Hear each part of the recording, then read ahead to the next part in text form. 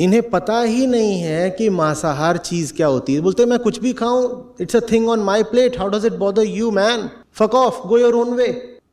ये कहते हैं तो मतलब it's my choice of food, मैं मांस खाना चाहता हूं, तुम्हारा क्या जा रहा है। साहब एक बात बताइए, मेरे घर में मैं एक डीजल जेनसेट चलाऊं, वो पुराने ढर्रे के डीजल जेनसेट से याद है जो खूब आवाज करते थे और बड़ा काला धुआं फेंकते थे। और फिर मैं कहूं ये तो मेरे घर में चल रहा है, तुम्हें क्या जाता है, आप मेरे पड़ोसी हैं, ठीक। और मैं अपने घर में वो भड़भड़ करने वाला जनरेटर चला रहा हूं, वो धुआं भी मार रहा है और शोर भी। और आप मेरे पास आए, मैं कहूं जो भी कर रहा हूं अपने घर में कर रहा हूं, माई लाइफ माई चॉइस, तुम कौन होते हो मुझे टोकने वाले। तो आप तुरंत क्या जवाब दोगे, आप क्या जवाब दोगे, आप कहोगे साहब चल आपके। ऐसे देखा जाए तो ये क्लाइमेट के बेसिस पे बात हो रहा है कि वेगन होना या नहीं होना कौन अच्छा है। अगर मोरालिटी ग्राउंड पे बात किया जाए तो काफ़ी डिबेटेबल है, इवन क्लाइमेट बेसिस पे भी काफ़ी डिबेटेबल है। फॉर एग्जांपल अभी देते हैं, घर में रहा होगा, असर मेरे ऊपर भी पड़ रहा है ना, ये धुआं मेरे घर में भी आ रहा है और ये शोर मेरे कानों में भी आ रहा है। जब तुम चिकन मटन कुछ भी खा रहे हो तो उसका असर एक एक आदमी पे पड़ रहा है समाज के। ये तुम्हारा व्यक्तिगत मसला, प्राइवेट या पर्सनल मैटर नहीं है। तुम्हारी थाली में क्या रखा है उसका असर मेरी जिंदगी पे पड़ रहा है। तो मैं बोलूंगा, मेरा हक है बोलने का, मैं तुमसे कहूंगा कि तुम वो नहीं खा सकते, तो तुम वो खा रहे हो तो दिक्कत मुझे हो रही है। अभी जैसे कि एक काफ़ी हाई डिबेट में चलता है, पियर्स मॉर्गन के इंटरव्यू में ये चीज़ काफ़ी बार, क्योंकि मल्टीपल बार वो मेंशन करता है। हम नहीं कह रहे कि वो महान आदमी है, नहीं, लेकिन उसका जो डिबेट है काफ़ी वैलिड है। उसका कहना है कि जैसे जो वेगन लोग होते हैं उनको पता है कि न्यूट्रिशन वगैरह को फुलफ़िल करने के लिए उनको थोड़ा सा ध्यान देना पड़ेगा, तो वो लोग देते भी हैं। तो उसमें वो लोग थोड़ा सा डाइट में अपना ऐड करते हैं एवोकाडो और ये आलमंड, ठीक है, सोया वगैरह लेके। तो ये जो दो चीज़ है, ऐसे और भी कुछ कुछ चीज़ें हैं, उसमें नेचर के अगेंस्ट ऐसा काम हो रहा है जिसका कोई लिमिट नहीं है। जैसे कि उसमें करीबन फिगर्स बताया जाता है कि कितना करोड़ बीज तुम्हारे वजह से मर रहा है। क्यों? क्योंकि तुमको आलमंड खाना है, एवोकाडो खाना है। तुम इसके पीछे का भी पढ़ना कि क्या रिलेशन है एवोकाडो और इसमें। पॉलिनेशन का है बेसिकली बात, कि तुम्हारे वजह से बीज मर रहा है। और इसमें कुछ कुछ डिबेट तो वहाँ पे ऐसा होता है कि कहा जाता है कि क्यों ना हम लोग वेगानिज्म वाले को बोलते हैं कि अगर आप लोग इतना ही मोरल ग्राउंड फॉलो करते हैं तो क्यों नहीं, आपको पता है कि आपको बादाम खाना ही है, आपको एवोकाडो खाना ही है, आप नहीं रोक सकते अपने आप को, ठीक है, तो आपकी वजह से जो बीज मर रहा है आप उसको भी खा जाइए ताकि उसका मरना कम से कम सफल हो। वैसे ही बेचारा ग्राउंड में चला जा रहा है। ये भी एक डिबेट था, इतना स्ट्रॉन्ग नहीं था, लेकिन फिर भी ये एक स्ट्रॉन्ग डिबेट ज़रूर है कि किस लेवल तक जाइएगा आप मोरल ग्राउंड के लिए। फॉर एग्जाम्पल एक दूसरा इसमें एक और आदमी का कहना है कि कितना क्यूट होना पड़ेगा किसी भी एनिमल को ताकि वेगन वाले लोग के नज़र में आए। कितना क्यूट होना पड़ेगा। कॉकरोच पे कोई ध्यान नहीं दे रहा है, चूहा पे कोई ध्यान नहीं दे रहा। चींटी जब अब तुम चलता है तो किसी को नहीं देखे कि पैर वार देखता है क्या चींटी पे पैर चला कि नहीं चला।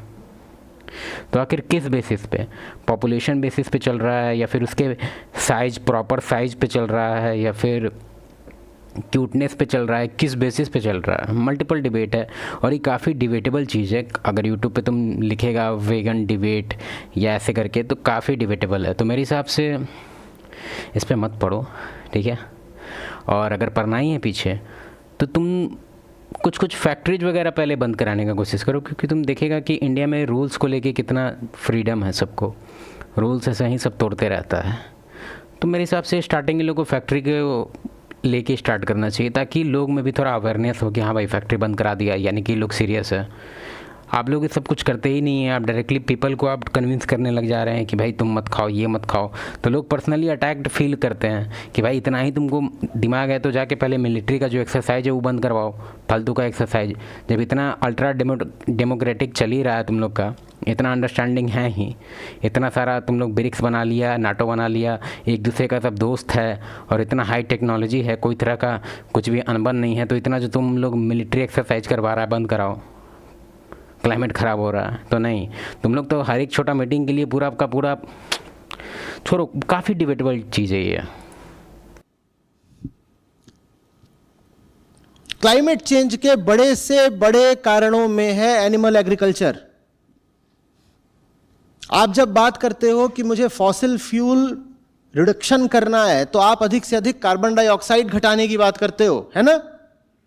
और इसमें एक अजीब बात बोलना चाहेंगे, क्योंकि बहुत लोग का इसमें क्या होगा ना कि वो ना कोई रिसर्च पेपर लेके आता है। ये लोग ऐसे ही खाली हाथ नहीं आते हैं।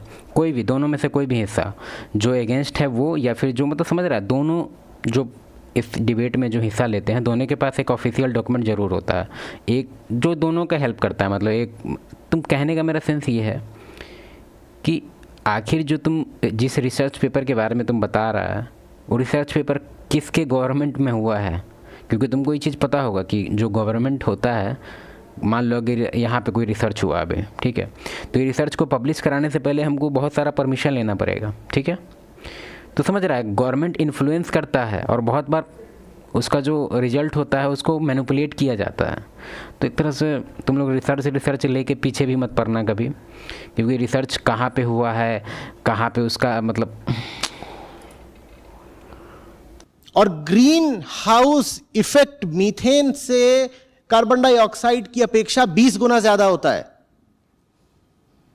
क्लाइमेट चेंज का उत्तरदायी ग्रीन हाउस इफेक्ट होता है, ये तो हम जानते ही है ना।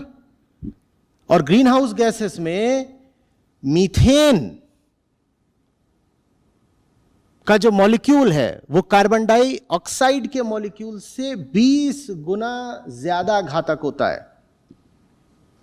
और मीथेन कहां से आती है? मीथेन जितना बड़ा फैक्ट्री है, one of the core element है वो, उसी को ना नेचुरल गैस बोलते हैं, मीथेन। बहुत जगह यूज़ होता है, बहुत ज़्यादा जगह यूज होता है बेसिकली। इसको तो नेचुरल गैस का उपाधि मिला हुआ है। मीथेन उन जानवरों से आती है जिनको आप पालते हो दूध के लिए और मांस के लिए।